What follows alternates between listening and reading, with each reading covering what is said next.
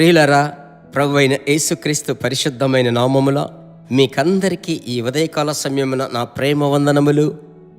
ఈ దినముకై దేవుని నేను స్తుతిస్తున్నాను. ఈ దినమును చూచుటకు కృప ఇచ్చిన ప్రభువుని స్తుతిస్తున్నాను.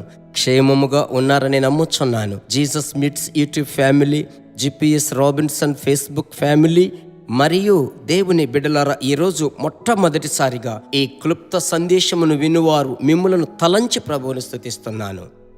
పరిశుద్ధాత్మనితో అనుదినము ఈ క్లుప్త సందేశము మీకు ప్రయోజనకరముగా ఉంది కదా. ఈ దినమునకు సంబంధించిన దేవుని మాట మనం వినుటకు వాక్యమును దయచేసి తెరిచి చూసుకుందాం. యోహాను వ్రాసిన సువార్త 7వ అధ్యాయము 38వ వచనం. దేవుని వాక్యము సెలవిచ్చినట్లు, నా యందు విశ్వాసముంచువాడెవడో లేఖనము చెప్పినట్లు వాని కడుపులో నుండి జీవజల నదులు పారును. తన యందు విశ్వాసముంచువారు పొందబోవు ఆత్మను గురించి ఆయన చెప్పుచున్నాడు. పరిశుద్ధాత్మనికి చాలా పేర్లు. ఆయన పావురము వలె దిగివచ్చువాడు, అగ్ని, ఇలాగు పరిశుద్ధాత్మనికి అనేక పేర్లు ఉన్నాయి. అందులో ఇక్కడ ప్రభు అయినటువంటి యేసు తన నోరు తెరచి చెప్పిన మాట, నా యందు విశ్వాసముంచువాడెవడో వాని కడుపులో నుండి, హృదయములో నుండి జీవజల నదులు. పరిశుద్ధాత్మనికి నదులు అని యేసు పేరు చెప్పుతున్నాడు. అంటే ఏమిటి? పరిశుద్ధాత్మని యొక్క అభిషేకం ఒక నదికి సాదృశ్యం. నది లేక రివర్ లేదంటే ఒక వాగు, అన్నీ ఒకటే.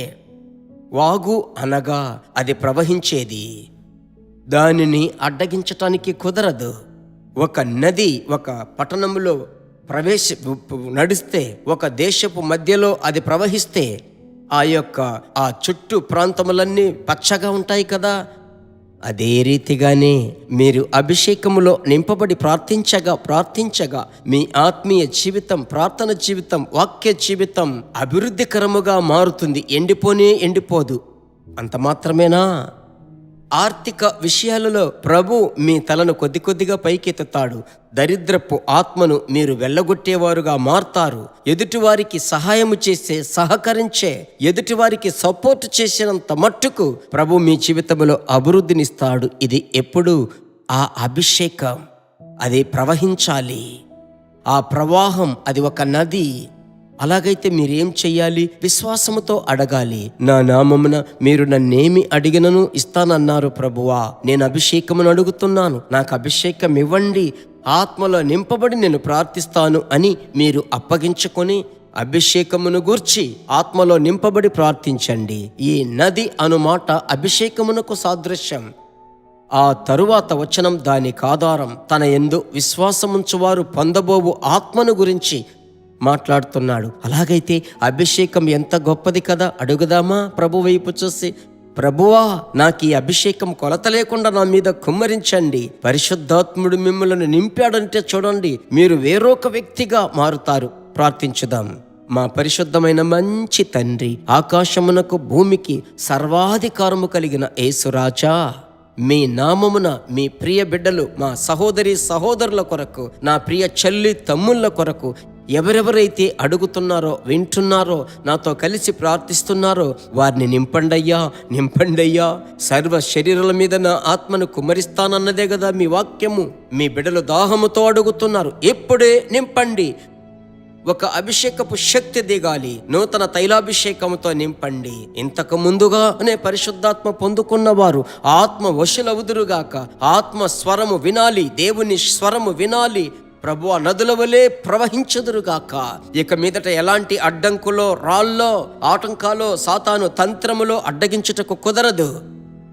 యేసు నామములో ఆటంకపు కళ్ళన్నీ మెట్లుగా మారి ఎక్కి ముందుకు ఎదుగుదురుగాక.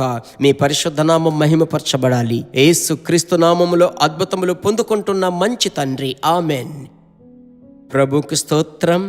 ప్రియ దేవుని బిడ్డలారా, ఇంత మట్టుకు నడిపించిన వాడు ఈరోజు ఆశ్చర్యముగా నడిపిస్తాడు. అభిషేకములో మీరు నింపబడి బాగా ప్రభువును స్తుతించబోతున్నారు.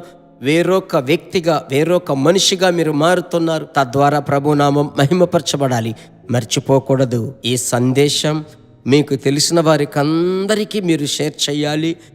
యూట్యూబ్ ఛానల్, మన జీసస్ మీట్స్ యూట్యూబ్ ఛానల్ వారికి పరిచయం చేయండి. తద్వారా ఆ ఆత్మలన్నీ ప్రభువులోనికి వస్తారు. దేవుని రాజ్యం కట్టబడుతుంది. God bless you.